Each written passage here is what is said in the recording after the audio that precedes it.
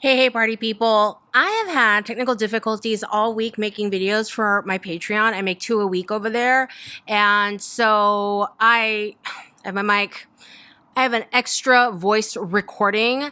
And so if my sound isn't as amazing as it normally is, please bear with me. Please bear with me. All right. So listen, let's talk about more plus size construction concerns and how to resolve them.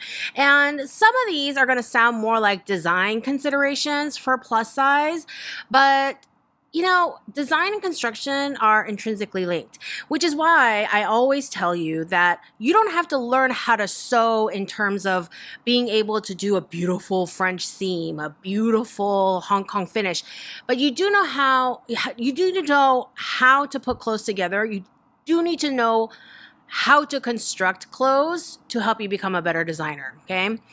A lot of construction comes with, learning more about what is available to you as a designer, options, because the more you understand how clothes work, you're like, oh, well, in terms of design, we could do this and we could do this and we could do that.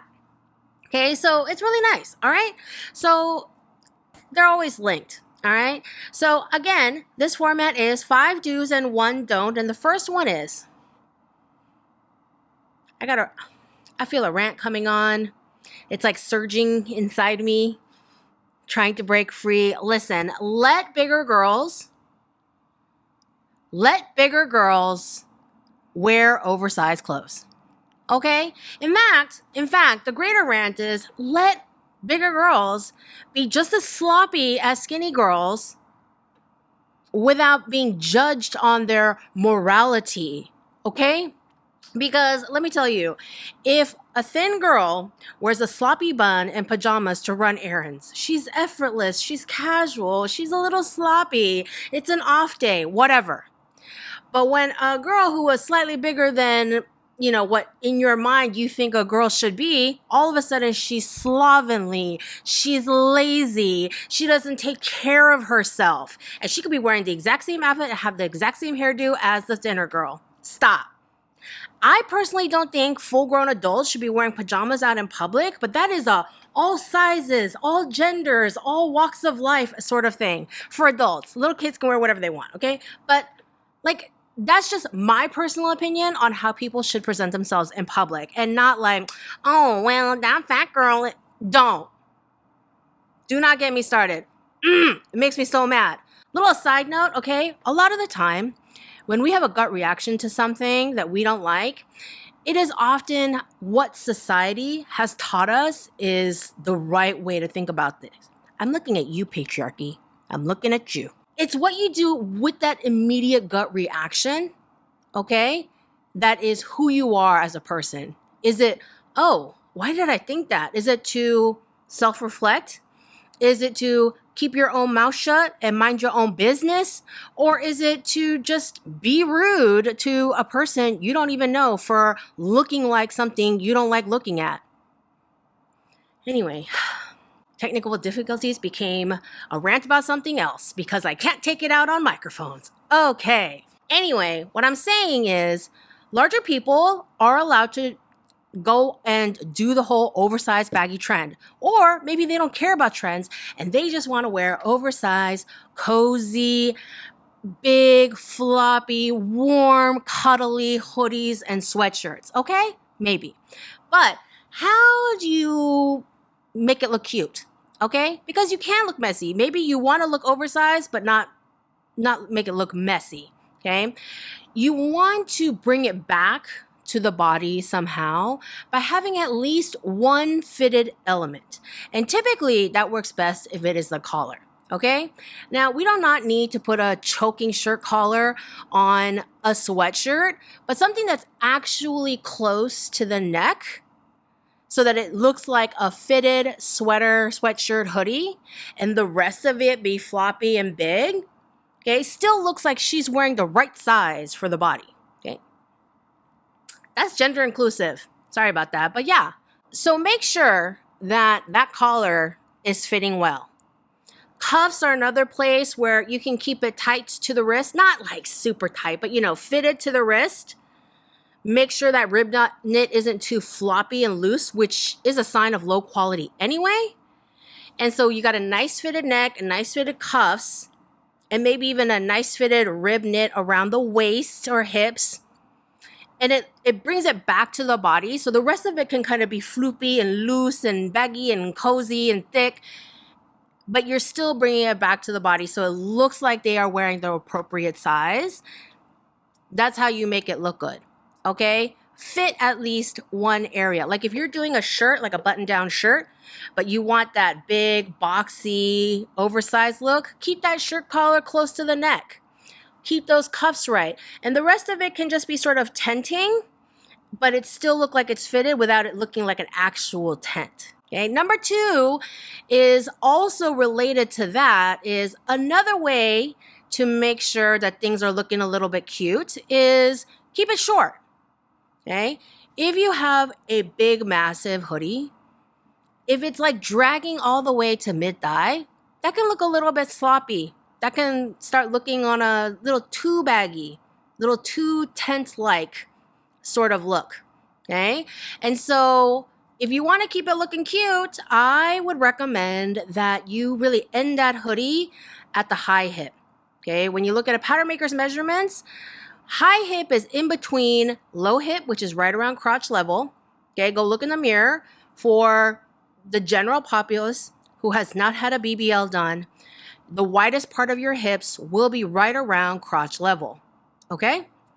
So that's how you can tell someone's gotten a BBL, because all of a sudden the widest part of their hips is a little higher than crotch, but that's an aside. Anyway, so the high hip measurement is midway between waist and the low hip, okay? Right in the middle there. And you can see it on your own bodies where your waist is, where your hips are. And that's kind of where a sweatshirt, a hoodie should end, okay?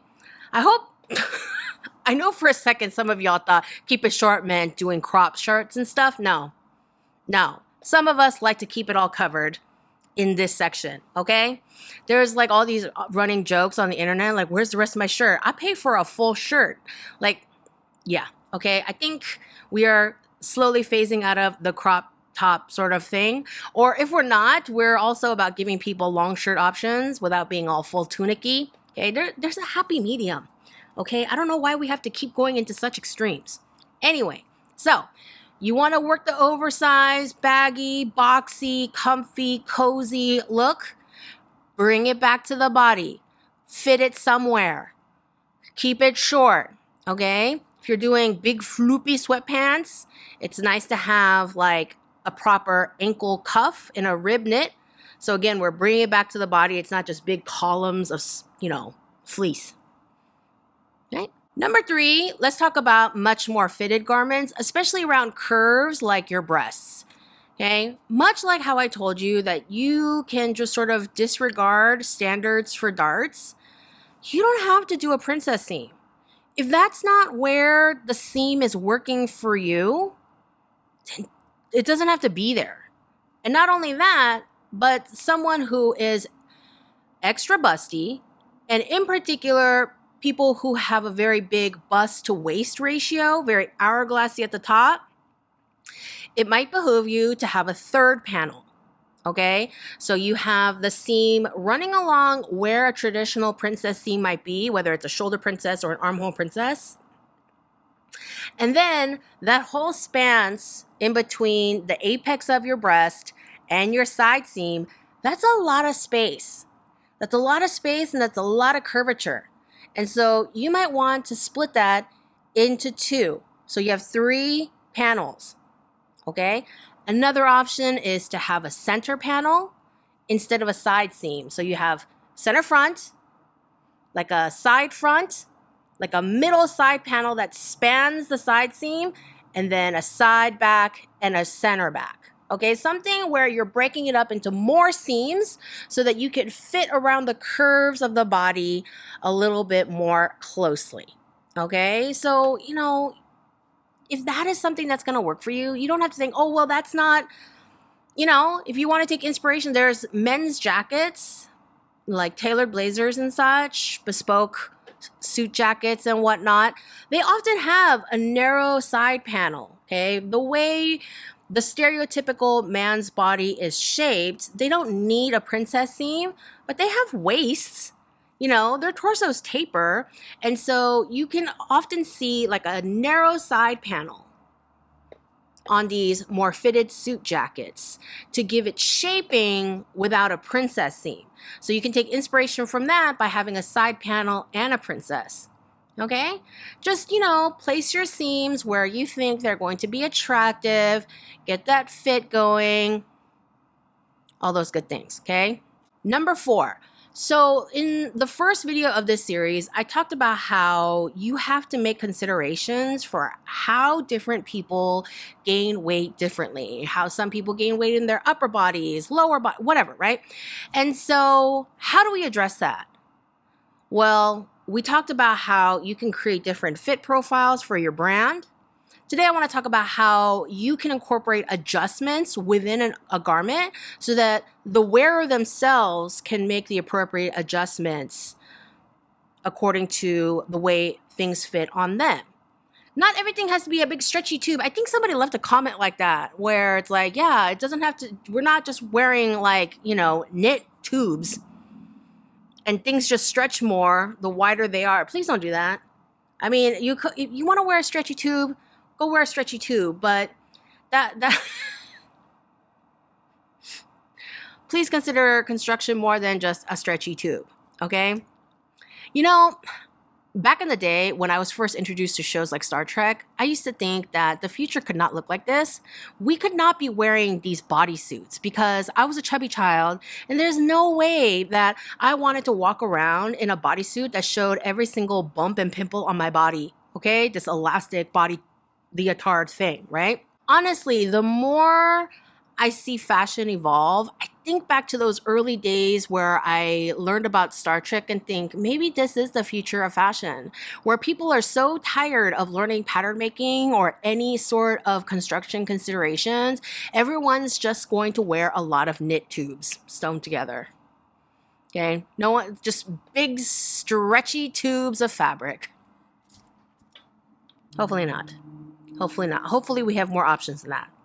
Anyway, stretch is not our enemy. I've always liked a 2 to 3% stretch in denim because, I don't like jeggings. I like a little, some structure to my pants to kind of tuck and kind of give me a little bit of shape without actually being shapewear. And 2 to 3% stretch is good enough for that for things like denim and other similar cotton bottom weights. And 5% stretch is the cap so basically anything more than 5% stretch is no longer considered biodegradable. Okay, so as long as you keep it under 5%, you're good, okay? And it doesn't sound like a lot, but it's actually a lot more comfort stretch, they call it, a lot more comfortable than you may think, okay? Another thing is you don't have to do the whole thing in stretch. You can think strategically in both design and construction, we're bringing those things together again. And think about where you can incorporate stretch panels to give the person a little bit of ease and room to adjust and wiggle and move without the whole thing being a sausage casing. So case in point, what I just talked about, extra panels, maybe that middle side panel is a stretch panel so you have more room and give in your bodice without the whole thing just being like, just a big stretchy tube top, okay? Having some structure with some really interesting woven materials in the front, and then just have some nice stretch panels for ease, okay? I know that there are, whatever you're thinking, stop, okay? Our first ideas are generally our worst ideas, so give it some thought, mull it over, think about how you can make that into interesting design. I saw this TikTok the other day of this guy, and he had designed these pants. Was it a guy? I don't know. I don't remember now. But it was this person, they had designed these pants, and essentially they wanted them to be very adjustable. And so they had hidden these elastic strips in the front behind what can be considered extremely wide belt loops. So you don't really see the elastic in the front, but it's there. And then in the back, they had button tabs with several buttons, and then you can close and, close to the button that best fits your waist.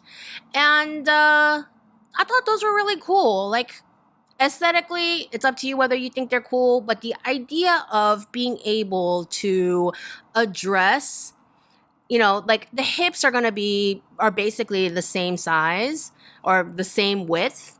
And so basically you're fitting the hips, but then you can change the waist in proportion to the hip circumference that you buy, which is typically the widest part of the lower half of your body. But there are a lot of other things that you could do. You could incorporate drawstrings and ties of different sorts to different sections. Don't think about it strictly in terms of creating a closure or anything, but think about how you can artfully place them. Think about the design and how the construction can go together to place drawstrings in places that will strategically help people fit their clothes better, like waists, like shoulders, like underbusts, maybe the back of the waist. I actually have a black shirt dress that has a drawstring in the back, just like princess to princess. And I tighten it and loosen it completely dependent on how I'm feeling and how bloated I feel. You can consider buckles or any kind of those button tabs or any kind of fitting tabs, maybe Velcro tabs if your aesthetic is more athletic, more like cargo pants. Like, I do think that a lot of cargo pants have bungee cords for adjustments. You can consider wraps, wrap skirts, wrap dresses, wrap pants. Yes, wrap pants exist. Go look them up. This, number 4, this one was inspired by a conversation about maternity clothes and how far along in the maternity cycle in your pregnancy and how big your stomach can get before you have to switch to even bigger maternity clothes. Is there an option for something that's so short-lived like that? And also how it can, how it can apply to anyone, really. This one is not even very specific to just plus, but just people who are shaped a little bit differently than other people. Number 5, let's talk about gussets. Now, gussets are like often like a triangle or diamond-shaped piece of fabric. Can be 2 pieces, 1 piece, and they are placed, or historically have been placed, in the armpit, around the crotch, backs, around the knees, things like that, to aid in range of motion. And because it's an extra step, mass production has kind of squeezed the use of gussets out of our clothes. I want to bring them back, okay? Because this is not so much like a plus size fit consideration, but it is helpful in the ease and range of motion. And I'm going to show you why I thought of it in terms of plus size considerations. So look at this blazer. And I do like this blazer, but the problem is the armhole is very low. And the armhole is very low to accommodate a much bigger arm with more arm fat, obviously, or muscle, okay? But the thing is the lower you drop that armhole, the more you lose range of motion, okay? When your armhole is high, you can lift the sleeve and the arm with it a lot higher. And the lower that armhole is, all of this gets really awkward. The whole thing starts swinging. It's not great. It's not great. And so if you put in a gusset instead of dropping this armhole so low, so that you have a little bit more room in here and you have more range of motion, it's a better garment to wear. It's more comfortable. It's better constructed. You can move in it better. Again, I guess that's not really a plus size consideration. It's something that would really help plus size people, but actually would probably be good for a lot of people, especially those who hate it when you're hailing a cab and your whole jacket rides up. Those were your 5 do's. Now your don't for the day. Do not charge extra for the plus size than you do the straight size of the same style. I don't even want to start because it's always, oh, but the fabric usage, Zoe, shut up. Shut up. You don't know jack about fabric usage and cost, but I'm going to tell you. I will explain to you why that's not a real thing.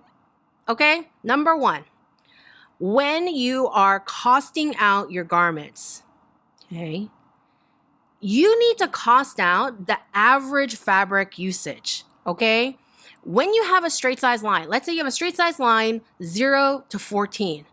Have you ever seen a brand who charges more for the 14 than the 0? No. You know why? Because you're supposed to average your fabric yield, okay? You use the middle size as your sample size. You've probably heard me say this a million times. You use the middle size for your sample size, okay? You get the yield, you do the grade, and how much that yield is the average between the 0 and the 14, okay? You don't cost out for a 0 and then take a loss on the 14 or vice versa. That's stupid, okay? Nobody does that. You do the average. Number 2, let's cost out a garment together, okay? Because let me tell you, the cost of the fabric being used is a very small percentage of the cost of the entire garment, okay? So let's say that you see a dress at Nordstrom for $200. And I'm not going to do exact math. Don't come at me with 2.2s and 55, okay? I'm just trying to do it very simply for everyone, okay? Especially all of you who leave me comments saying they don't want to learn math to be a fashion designer. This is for you, okay? Let's say you see a dress at Nordstrom for $200, okay? Well, they bought it wholesale from a designer for $100 a pop. There's, and they mark it up so they can pay their employees and their marketing budgets and whatnot, right? And so the designer sold this dress for $100. They also have to make profit. They also have to pay their rent and all their overhead, okay? They also have to pay for their marketing. They have to pay for things like care labels. They have to pay for things like shipping, taxes, all that stuff, okay? So let's say that's half the cost, so $50, right? So we have $50 that go into the actual garment, okay?